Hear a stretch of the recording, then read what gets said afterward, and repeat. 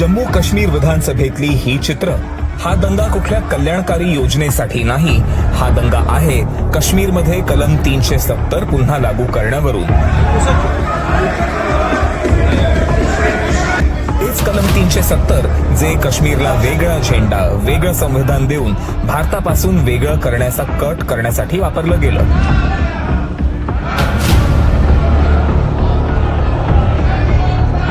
ही मारहाण कोणाला होतीये? तर कलम 370च्या विरोधात राष्ट्रीय एकतेचा हट्ट धरणाऱ्या लोकनियुक्त भाजप आमदारांना. आणि या आमदारांना मारहाण करणारे आणि सदनातून हाकलणारे कोण आहेत? फुटीरतावाद्यांच्या मतावर निवडून आलेले काँग्रेस व उमर अब्दुल्लांचे आमदार.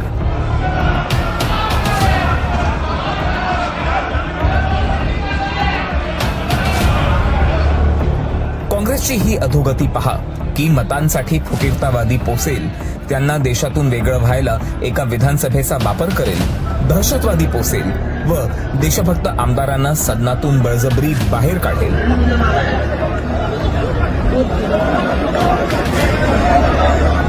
काँग्रेस आणि त्यांच्या मित्रपक्षातले नेते देशाच्या कुठल्याही कोपऱ्यात असो, देशविरोधी धोरण त्यांच्या रक्तात असं काही भिनलंय की देशाचे तुकडे झाले तरी त्यांचं रक्त काही स्वच्छ व्हायचं नाही.